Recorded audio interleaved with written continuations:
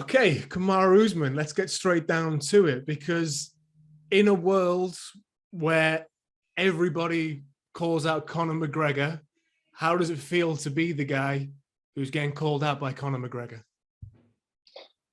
I mean, this is this is nothing new for me. For the last 2 years, almost 3 years. Actually, yeah, it's past 3 years. For the last 3 years, I've been the guy that everybody calls out. And because I have something that everybody wants. So at the end of the day, it doesn't matter, Conor, no Conor, Leon, or Kobe or Burns. It doesn't matter. Everybody's going to call me out. That's what they're supposed to do. It's up to myself and the company to sit down and say, okay, this guy is worth it. Let's go out and take him out next. I mean, let's get to it then. Is this guy worth it? Is Conor McGregor worth it for Kamaru Usman? To be honest, the real competitor in me is like, no, don't even give him don't even pay attention to him, because I know what he's doing. I know where he's at in his career. He's just a guy that's just talking now. And when he talks, he's just talking to keep his name relevant. He tries to attach his name to the person that's at the top and the sport in the moment, just to try to keep his name relevant. He hasn't won a fight in a couple of years, even though, yes, those were tough fights. It is what it is. I don't. At the end of the day, if I had to fight Conor, I would still feel the same way. That's a top contender. I would feel that same way. So it doesn't matter what people. So people are going to say this, people are going to say that, but yeah, he's a fighter. I'm a fighter. When you step inside that octagon, anything can happen. So I'll give him that much of a chance. But at the end of the day, does he deserve it? He does. Nobody deserves anything. Nobody deserves anything. So he shouldn't sit there and say, oh, yeah, I should get this or I should get that. None of them deserve anything. Like I said, myself and the company will sit down and we'll see what makes the most sense. From a competitive standpoint, as you say, he's coming off the back of a couple of defeats. We haven't seen him at 170 for a while, and that was pretty brief as well.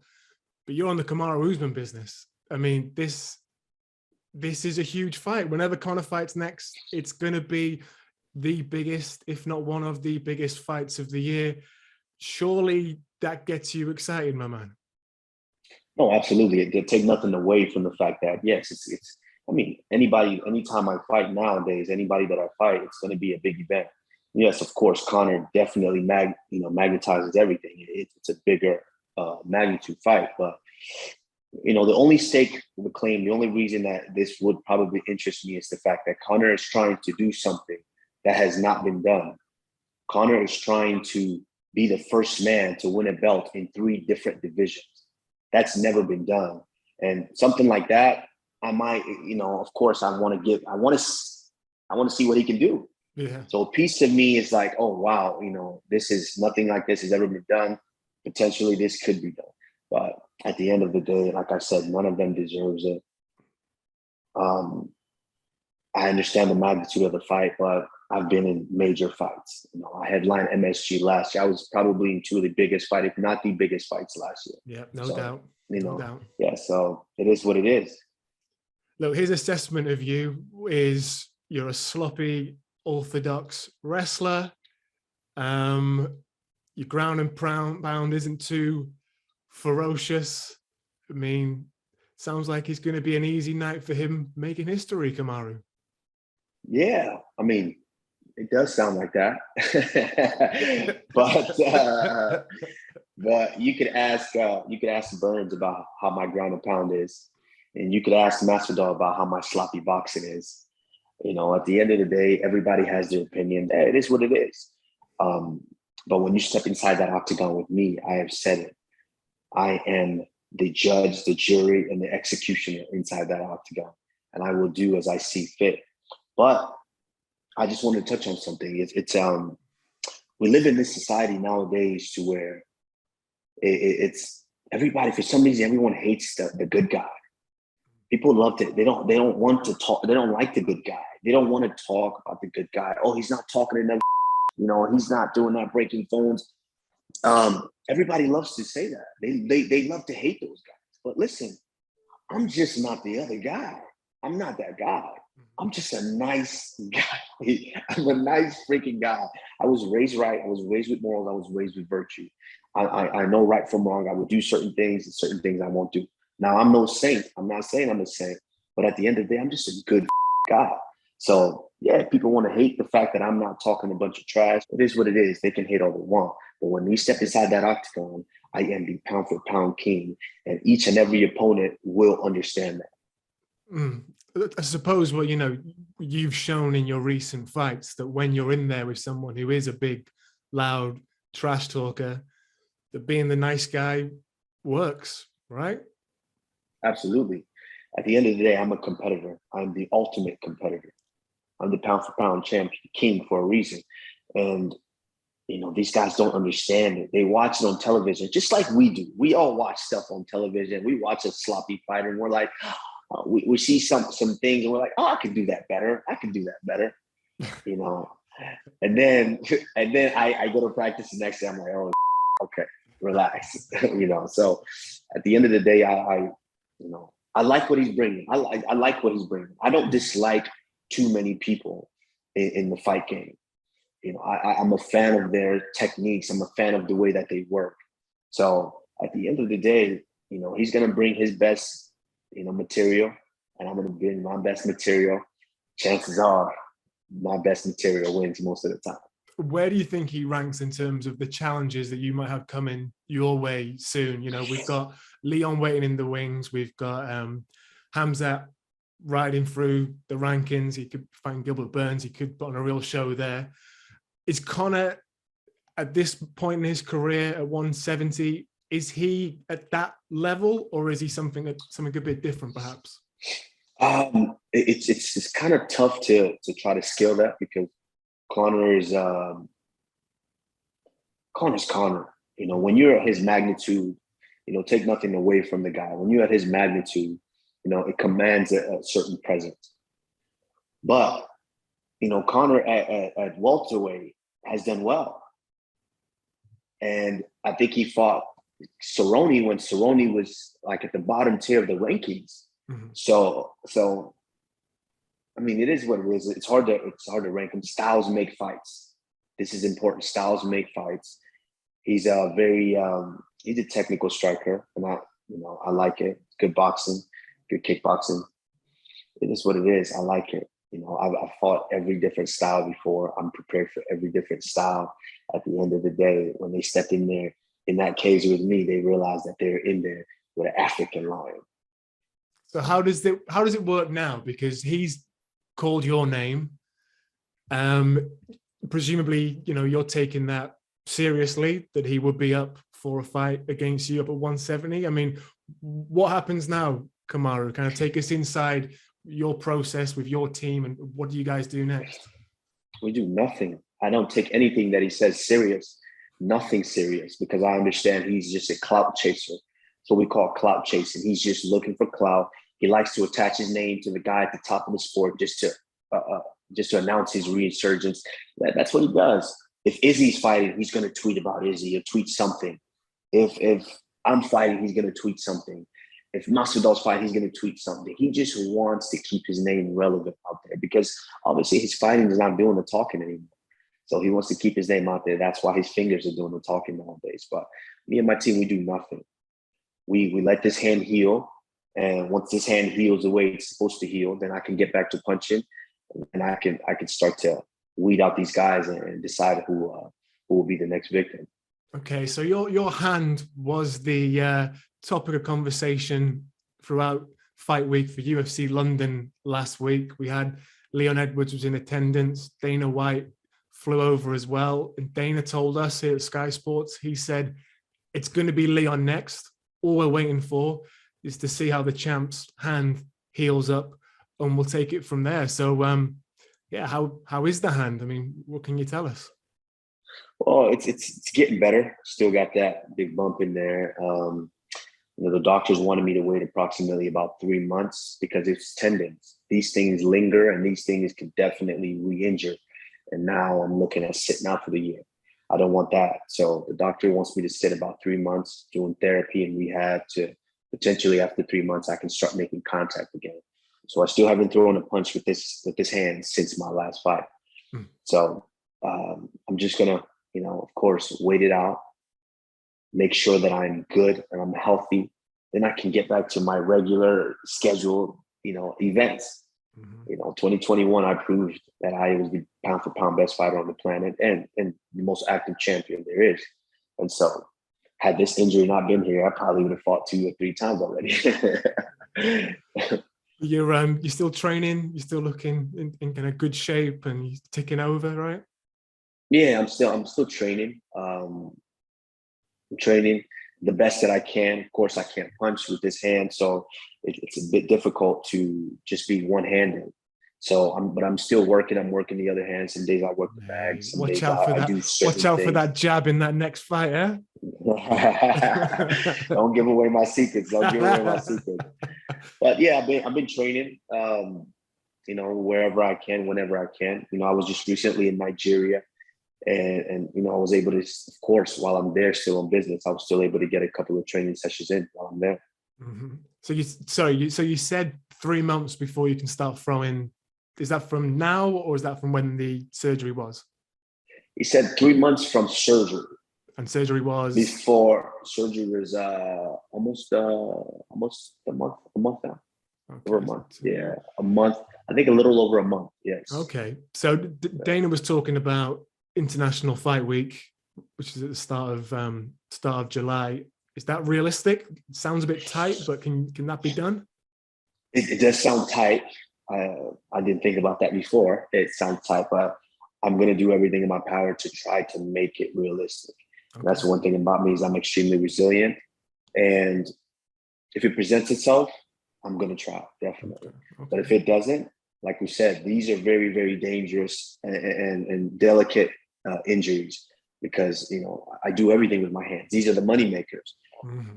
So I have to make sure I take the appropriate time to make sure that they heal correctly. So once I go for my follow-up with the doctors and they let me know that you're in the clear, everything's properly healed, then at that point, we'll assess the time and we'll see what we can get done. So I would understand, and I think a lot of UK fight fans would understand if a Conor McGregor fight comes along that sometimes supersedes other things.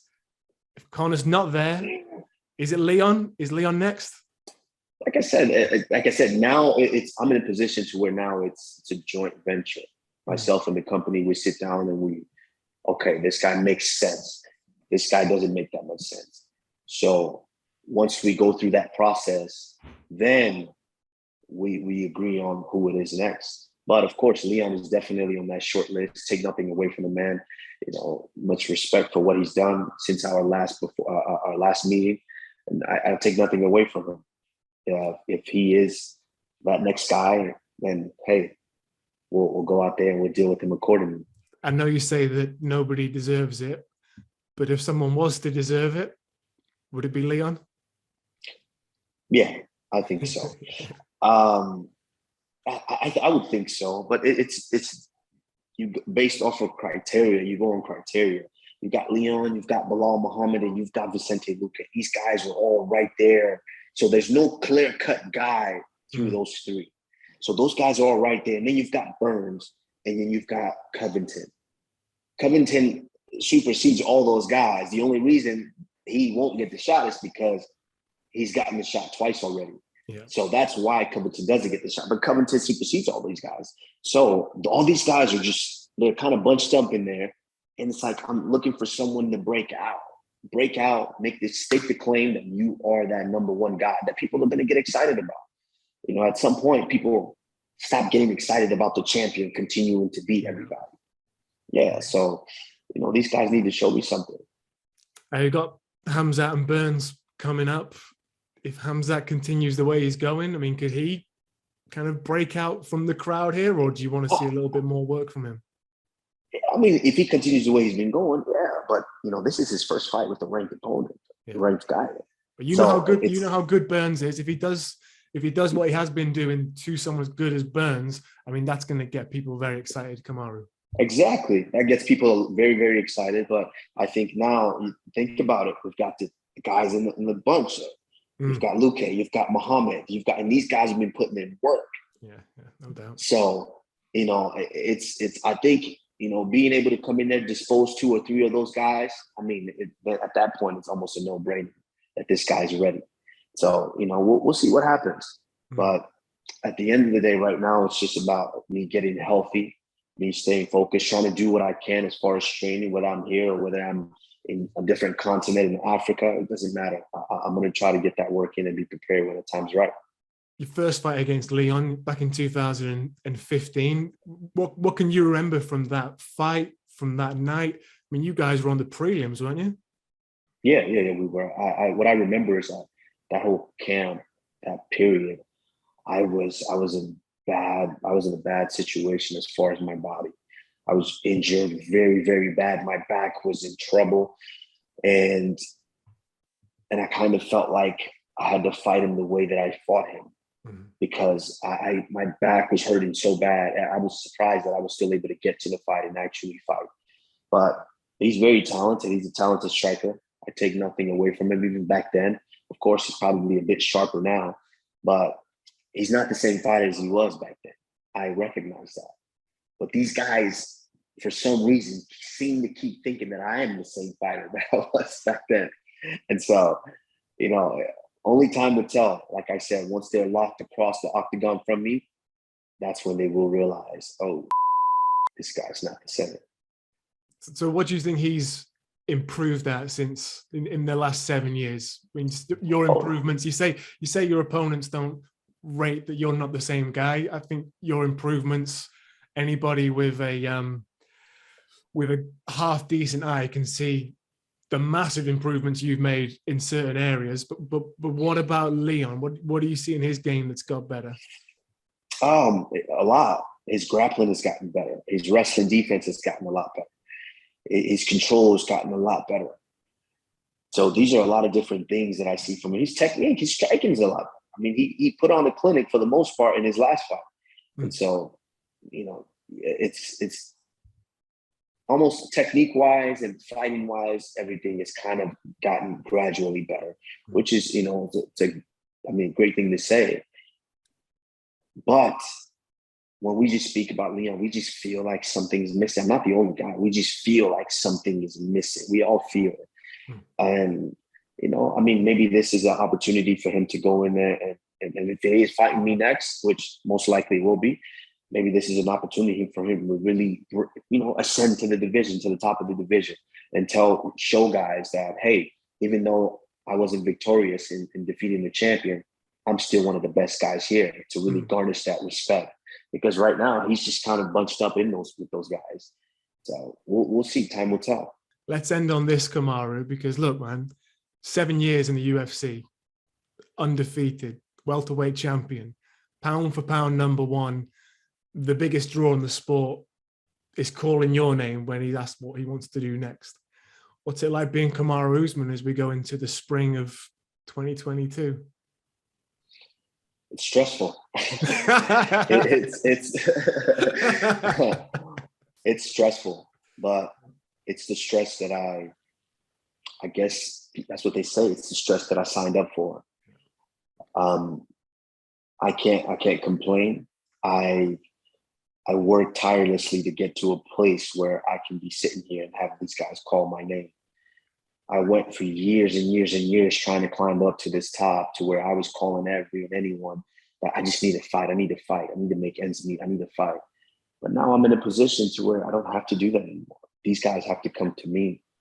And so, hey, for that reason, it's fantastic. I love it. What Dana White has done as far as creating an opportunity for us to be able to showcase our skills and our talents, it's nothing short of incredible. And I'm grateful that I'm there and I'm able to do that. But at the same time, it's stressful because it's just so many more things and responsibilities that you have to do. You have to go here for this interview. You got to go there. You got to do this. You got to do that for this brand and that brand. And of course, I started my own promotion as well down in Nigeria called Face Off Fight Night. And we just did our second show, which was fantastic. March 18th was the show. It was fantastic. the reception that we are getting from our Nigerian people, the community, it's fantastic. I mean, the growth from the first event to the second event is, I mean, it's nothing short of spectacular, what you could ask for. And I'm just looking to, you know, buckle down, continue to grow that, because I'm in a position now to where I've acquired so much knowledge about the sports, the ins and outs of the sports. It only makes sense for me to present this opportunity and this sport to my country and eventually to the continent of Africa. That sounds like it's going to be pretty stressful as well, to be honest. Oh, it's stressful. Doesn't sound like you're doing anything to alleviate your stress. I'm actually starting to meditate a little bit more now. Because, I'm sure you are. You know, that's something that it's easy, that I can control, I can do. And so I'm really taking that serious. I'm starting to do that. A lot of different situations, a lot of different things are happening in my life, a lot of different changes, whether good, whether bad.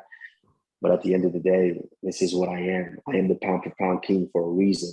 I have to be resilient, and I have to be able to deal with any and everything that comes my way. So I'm just taking it in stride. Whoever the next guy, the next opponent is, they will feel me when we step inside that octagon. Because once again, I am the judge, I am the jury, and I am the executioner. Look, Kamaru, hopefully we didn't add to your stress today. We really appreciate your time. Let's get that hand healed up, and let's see you back in the cage really soon, my man.